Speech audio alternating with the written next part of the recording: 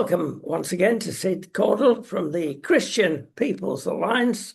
One thing that's coming out, Sid, these days with politics, an extraordinary amount of people are now taking interest, and they didn't used to, politics, but now they're getting into it. That could be good or bad, couldn't it? Well, it's interesting, there's obviously battles underway and change underway. I mean, we've got Andy Burnham coming in as the new Labour leader, although increasingly, from what he's saying, it appears he's going to be very similar to Keir Starmer and probably just carrying on in the same vein. But we'll have to wait and see. And then on the other hand, we've got a lot of things happening with reform which seem to be coming under vicious attack because the more that they think, oh, reform could be involved in forming the next government, the more the powers that be are going to start attacking them. And that appears to be what's happening. So certainly we live in interesting times, which is a Chinese curse, I believe. Yes, indeed. Well, there you go. There's lots coming out about gifts to various parties, political parties, and we come across the name hypocrisy in all this. And yet another one has arisen a couple of years ago to the Labour Party by Quadrature Capital Limited, and it was £4 million. And I'll read you what they actually said it was for. The company stated that the money was a value-based donation. Euphemistically, so no doubt, to support policies that promote greater transitions, climate actions, social equity. Well, that's gobbledygook. It's spin doctor speech. It's hypocrisy. Well, that company making donations to the party that was likely to win the next election was probably looking for contracts and for something in return. And that is often what happens with political donations. It's not just to the Labour Party, it's to the Conservative Party and to any party that's likely to be in power. And that's why they have to be disclosed, so that at least when it comes to contracts being allocated, people can know, oh, well, this company made donations to the Labour Party or to the Conservative Party or whatever. So they're probably getting favours, and we've got to be alert and we've got to be aware of it, which is good, which is right.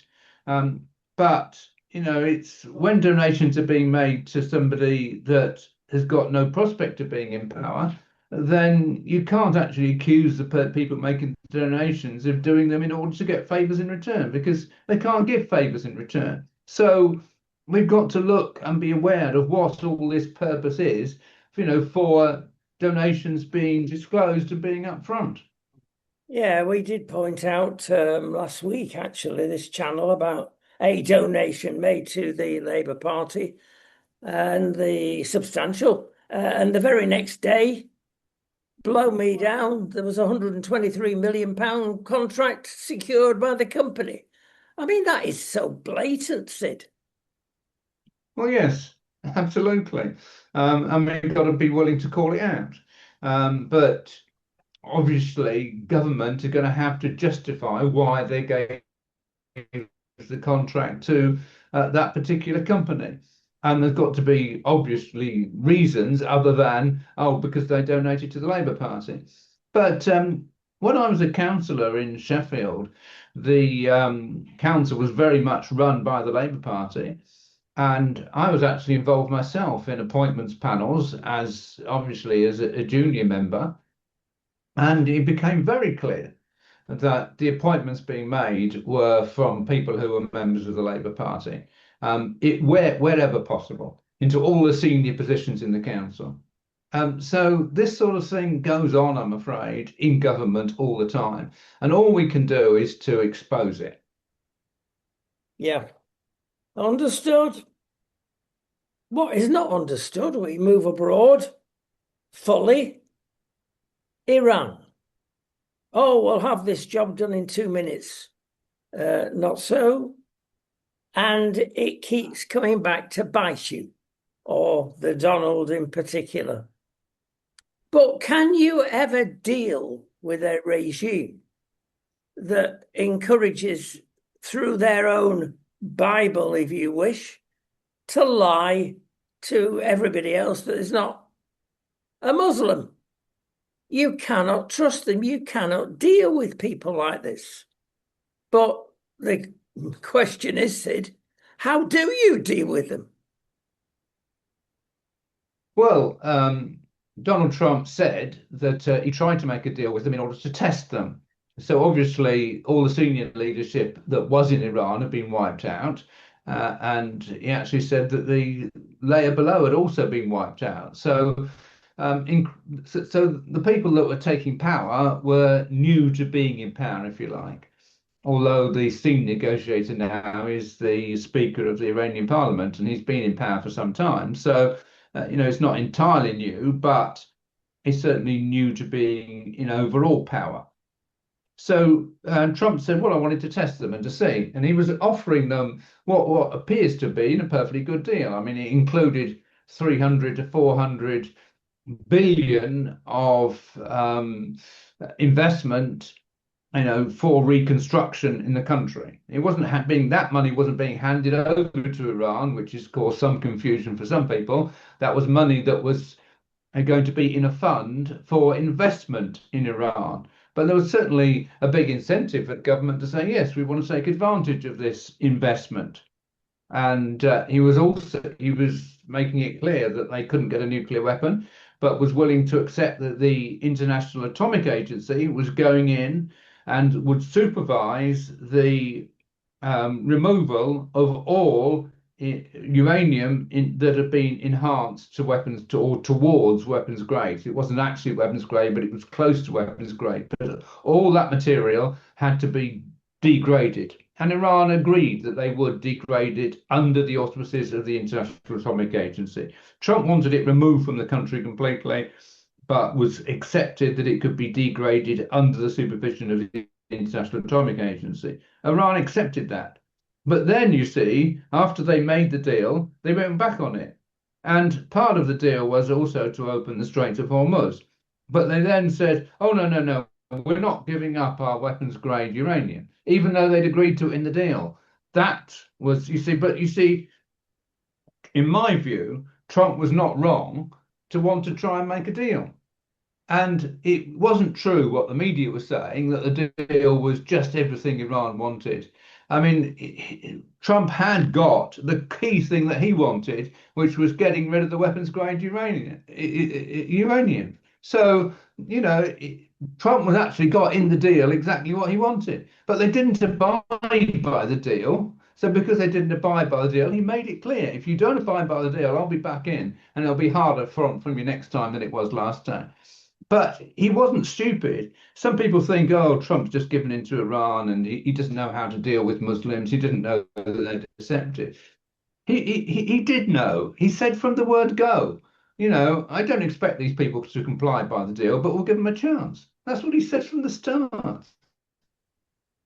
Yeah, this very day it's been announced that the White House is seriously considering getting in there with bombing the facility, the nuclear facilities once again.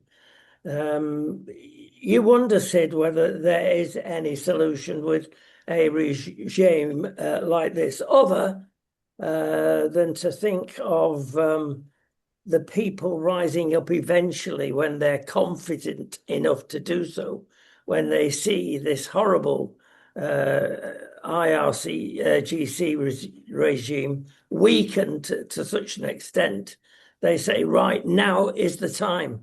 Maybe we have to wait years for that. Well, I don't know. I mean, Iran has certainly got problems. I mean, inflation's gone up now to the last figure I saw was 81%. I mean, Trump said something like it was 350%. I mean, how he got to that figure, I don't know. In goods and services, I've seen a figure as high as 113%. But I think if he's seen a figure of 350, that must be isolated to one particular product or a few products or something that may have gone up that much. But inflation is certainly getting completely out of control in Iran. It's gone up from a figure last year of 35%. So it's going up and going out of hand. they've obviously got problems with the blockade, with the naval blockade of all their ports, which is stopping them exporting oil, which is their main source of revenue. So that's a major problem. So Iran has certainly got massive problems. And it may be that the government will crumble. I don't know. But the next step, which Trump has said that he may take, is literally to go in and take Karg Island. 90% of Iran's oil comes through Karg Island as a refinery. So if Trump sends in American troops and they go and take Karg Island, then that will absolutely strangle Iran's economy, and more than at the moment. Now, once the economy is just completely strangled, and I believe already their military has been severely downgraded, America's got the troops there on ships, so they could go in and put the troops in if they wanted to. And that may well be the next step. The next step may well be put the troops on Karg Island, and then they may well put the troops around the Straits of Hormuz. And literally just chase all the any Revolutionary Guards there around the Straits of Hormuz or in boats, literally just put the army in and remove them. That could well be the next step. Trump has been very reluctant to put troops on the ground because of the problem of people coming back in body bags, and he doesn't want that to happen. And he's tried desperately to avoid it, but it may now be unavoidable. Well, we've got a situation again whereby the world has put in place, I say the world, it's mainly in the Middle East and places like the United Arab Emirates and Qatar, and they're feeling the wrath of Iran, of course. Regularly, missiles come over. And these people are ruthless, even against their own city. Well, I think primarily what Iran is doing is bombing American bases in these countries. They're not bombing the capitals. So, they're bombing American bases in Bahrain, American bases in Kuwait, American bases in Saudi Arabia. Um, and, you can understand what they're doing. I mean, people are saying, oh, they bombed Kuwait, they bombed United Arab Emirates, but not really. I mean, they've just been bombing the American bases there. From there, we can go to other problems with Islam that we see in our own country, affectionately called Daddy, this horrible man that we've got to get out of our country and deport back to Pakistan. And the Pakistan, well, they're not playing ball.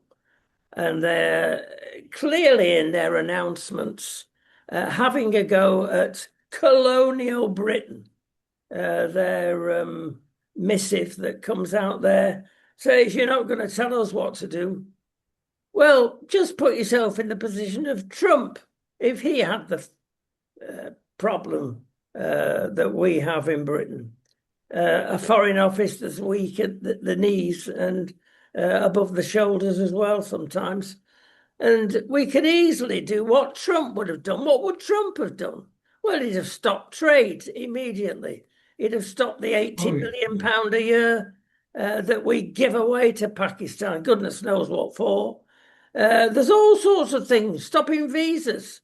But this weak-kneed government, no. No, I agree with you totally. I mean, I guess the first thing we should do is to stop, well, to basically tell Pakistan, if you don't take this man back, we're going to stop all aid. I mean, the aid has been as high as 340 million a year, but the last figure I saw was still over 100 million a year. But, we are certainly giving considerable amounts in aid. And then, like you say, there's the issue of trade. So we can just literally say we're stopping all trade with Pakistan. Okay, that may harm us as well as harming them, but nevertheless, I mean, it's not, we don't do such a significant amount of trade with Pakistan that our economy would be badly affected by it. I mean, at the end of the day, we've got to be able to tell Pakistan, I'm sorry, but these are the weapons. We've got to use every weapon that we can use to basically put them under pressure. It's no good this idea that Pakistan is saying, oh, well, if you're going to Uh, if we're going to take this man back, then you're going to have to release Pakistanis that are in British prisons that have committed terrorist offences. I mean, come on. Well, if we start playing that game, then that'll just be weak, weak, weak. Yep. And moving away from dear old Blighty, let's move to dear old Espana and where we are here. And it's interesting because if there's a more left-wing government than the UK, it's here. And Trump, of course, has pointed this out very firmly. But the Bank of Spain have warned everybody now that their accounts will be seized if there's been no action on that account for 2 decades. So, in other words, if you've not paid in, drawn out, it automatically becomes a defunct account, and all the money gets to go to the Spanish treasury. This is communism. Well, yes, it is, and it's basically the state seizing other people's money, and it's very interesting that it seems as though these left-wing governments, like you say, Spain is one, but we've got a very left-wing government here in the UK, which is probably going to become even more left, and they seem to be looking at China and pinching ideas from the Chinese state as to how they operate. And we seem to be becoming more and more like a communist country, frankly. And Spain and UK are examples. Yeah, the other thing in small type that's been announced this week is that if you're drawing a state benefit, for instance, could be something like PIP in UK, not that there's that generous equivalent here, but then you owe another body, might be the tax office in Spain. They stop your state benefit until that debt's paid off immediately. Some people might think that's a good idea, but think what's behind it. Total control being one. Secondly, if they announced it would happen to a public company, that you built up a debt and therefore you wouldn't receive your pension or your PIP equivalent, then that would be a better playing field, a more level playing field. But no, it's all in the power of the state, which is horrendous over here. You've got total control because ID. You cannot move. They can shut your bank account immediately. So it's not the odd bank, the Farage syndrome. Oh, we'll shut your account. We don't like your politics. It's for everybody over here. We have been stopped trading on one of our Spanish companies just because an accountant didn't produce the right form at the right time. It's horrendous, Sid. Yes, and this is one of the things that far left governments do. I mean, to control the population, they want to control the money, and they've got no problem in stealing. Basically, it's what the state is doing, stealing from people in order to supposedly run state programs.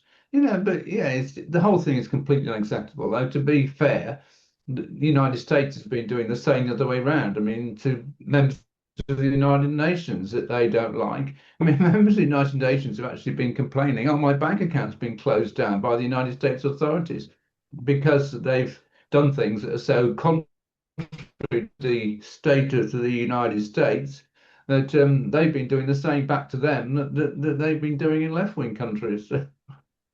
Yes, indeed. Um, Count Binface is literally going to be the only one. There might be an odd one as well against Farage. And it's intriguing because this guy, we've been digging. Who is he? Is he just another monster raving loony bin? No, he's not. Far from it. It turns out that he's called Jonathan David Harvey, and he's been building up a lot of experience recently as this dustbin type character. Who is he? Well, he writes sitcoms for the BBC, contributes to Have I Got News for You, which used to be a good programme. Now nobody watches it because it's so lefty biased. It's not true. And this is the character, earns money from the BBC, the ultra left BBC, and is an activist in the strongest possible sense. So there you are. Has Nigel got anything to worry about?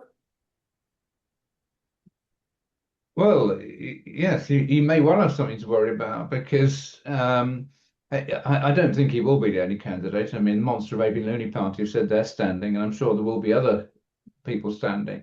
I've been under pressure, by the way, from some quarters to allow a CPA candidate, but I've said no. We don't want a CPA candidate. The only way we'd have a CPA candidate was if we actually thought Nigel Farage wasn't fit to be in Parliament, and well, therefore we were standing against him. But I don't feel he's not fit to be in Parliament at all, and quite the opposite. I'm by no means convinced that he's actually done anything wrong. So we're not standing, but I'm sure there will be other parties that will stand. But it is a concern because, I mean, in the last election, Nigel Farage got 45% of the vote. If all the people that didn't vote for him coalesce around one candidate, which is basically what the Labour Party want, they're actually saying, "Oh, I hope Count Binface will do a good job." So if all the Labour, all the Greens, all the Lib Dems, all go and vote against Nigel Farage, and I guess some of the Conservatives might do as well, and all go and vote for Count Binface, then it could well be a problem for Nigel Farage, yes. Moving back to the Donald, and I'm going to read you after the Turkey um, big meeting over there in his new jetliner. There's another story as well, Sid. He said, when questioned, I didn't speak to Spain. Spain is a wasted cause. We don't want to do any trade business with Spain anymore. Trump then added, take it immediately. Don't even talk to them. They're hopeless. They're bad people. They make so much money with us, and we're going to make sure they make a lot less. Can you see Keir Starmer saying anything like that to anybody? Well, no, absolutely. I mean, but you see, the thing that's happened with Donald Trump is that he's come to power saying, "I'm going to impose tariffs on any country where there's a big trading imbalance with the United States." And all the economists are saying, "Oh, if you impose tariffs, it'll lead to a world recession. It'll be disastrous for the UK economy. It'll be disastrous for the worldwide economy." And it hasn't been. He's imposed tariffs, and the last figure I saw, America has 2.6% annual growth. Britain has 1.1%, and the EU average is even less than that.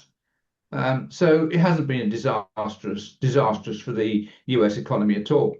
And I've always said, which I believe it now, that what we should have done when we voted to leave the European Union was leave the European Union with no deal and impose tariffs on EU countries because we had a massive trade deficit with the EU, which we do now.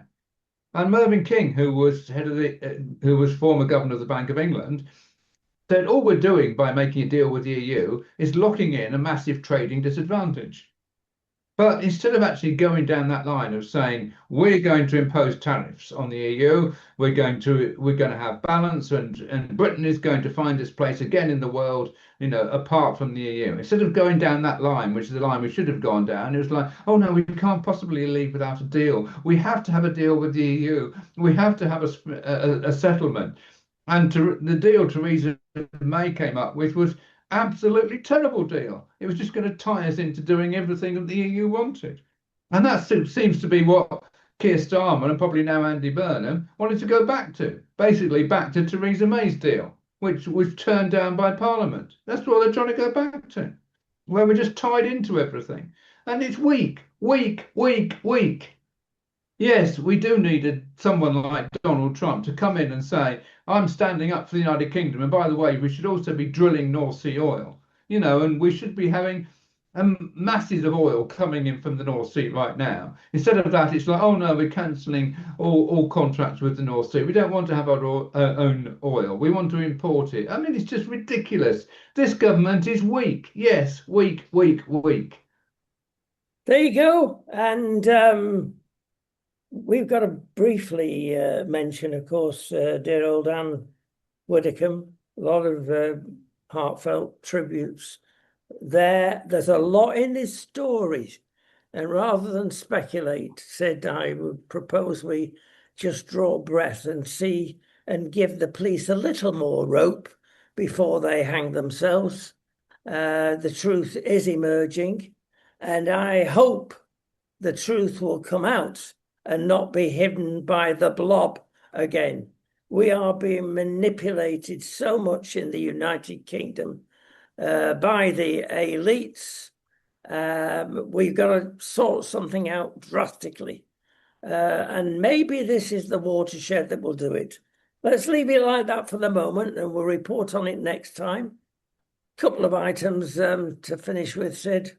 One being, again with Sir Keir, he's decided to extend the ban of social media things until you're 18. So the 17 and 18-year-olds by this time next year will have restrictions on them. Some of them are voluntary. I mean, it's total garbage, this.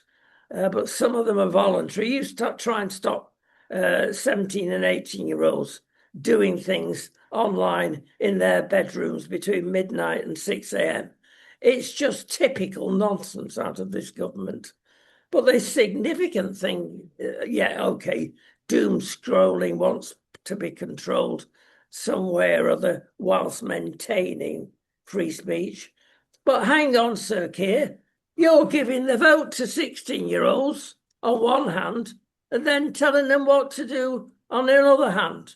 It's more hypocrisy, Sid. Oh yes, and the thing that concerns me about this is that, you see, once you start saying, oh, anybody that's under 16 or under 18 can't do this and can't do that, everyone has got to prove their age. So all of a sudden, everyone is involved, not just 16 to 18-year-olds, in this what you can and you can't do on social media. And I'm very concerned about the fact that we've actually heard from US Congress today that they are concerned about Lisa Nandy telling Google and Meta and these platforms that they have to promote the BBC and ITV and Channel 4 and must not must conceal misinformation is what she's calling it, but what she means is anything to do with GB News and Daily Mail, Daily Express. Anybody that's put forward ideas that she's not happy with must be concealed by Google and Meta and Facebook and all these organisations.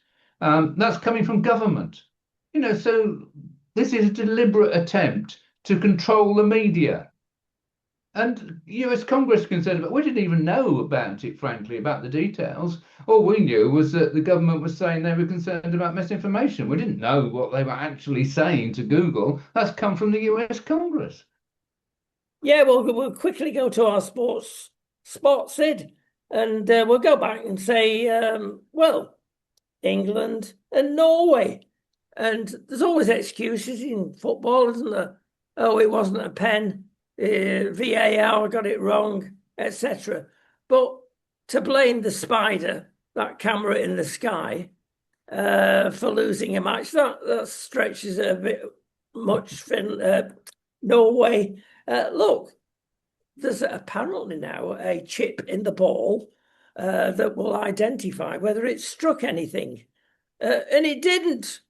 Desperation here, Sid.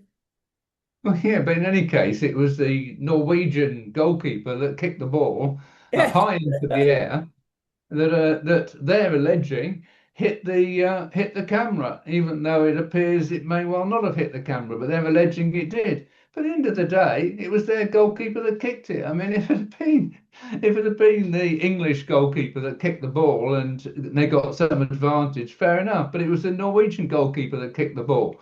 And Yeah. to penalise England because the Norwegian goalkeeper kicked the ball into some camera in the sky, it's just nonsense, frankly.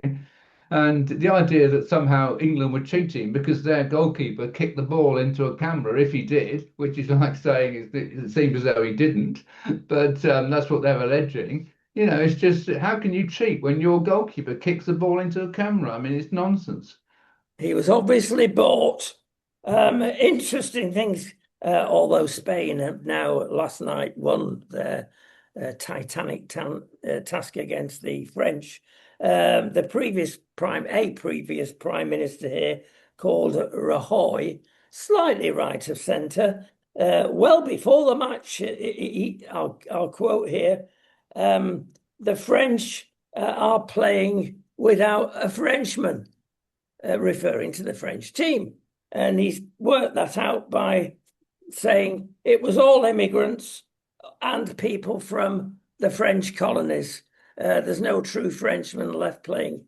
Now, obviously, he would say that as a Spanish person, but wow, that was straight to the point, wasn't it? Well, I'm afraid that's racist. I mean, I'm very familiar with Michael Elise, for instance, who's been a brilliant player for France. And he was actually part of the Reading Academy and played for Reading when he was younger. But he's got a French mother, and he was in the UK, brought up in living in the UK, and was actually selected to play for England in the under 20s. But he made it very clear, no, I want to play for France, and refused to play for England, even though he was selected, because he said I want to play for France, and he got a French mother, so why not? I mean, at the end of the day, those are the rules, and the idea that somehow, oh, he's not a Frenchman, but he's black, and he spent a lot of his time in England. It's like, so what? At the end of the day, he's under the rules, he's eligible to play for France, and the idea that he shouldn't be allowed to play for the country that is his mother's country and he's got every right to play for. I mean, it's just nonsense. It's just nonsense. Well, there you go. Perhaps he picked the wrong team. He should have played for England. Well, we'll know that tonight, won't we? Come on, let's have your prediction. I think England will beat Argentina, but I think they'll really struggle to beat Spain. If they get to the final. Spain did brilliantly last night, and the fact that they've only conceded one goal in the entire tournament, have had clean sheets in 6 of the 7 games. I mean, and last night had a clean sheet against France. Stopped Mbappe scoring. They've shown that it's almost impossible to score against them in the way they play. Brilliant midfield, marshalled by Rodri, and I think if England manage to beat Argentina, which I think they may well do, I think they'll struggle in the final. There you go. Let's see if it happens. You should have worked for a bookie. I mean, they value information like this. Thank you so much, Sid. See you shortly. Thank you.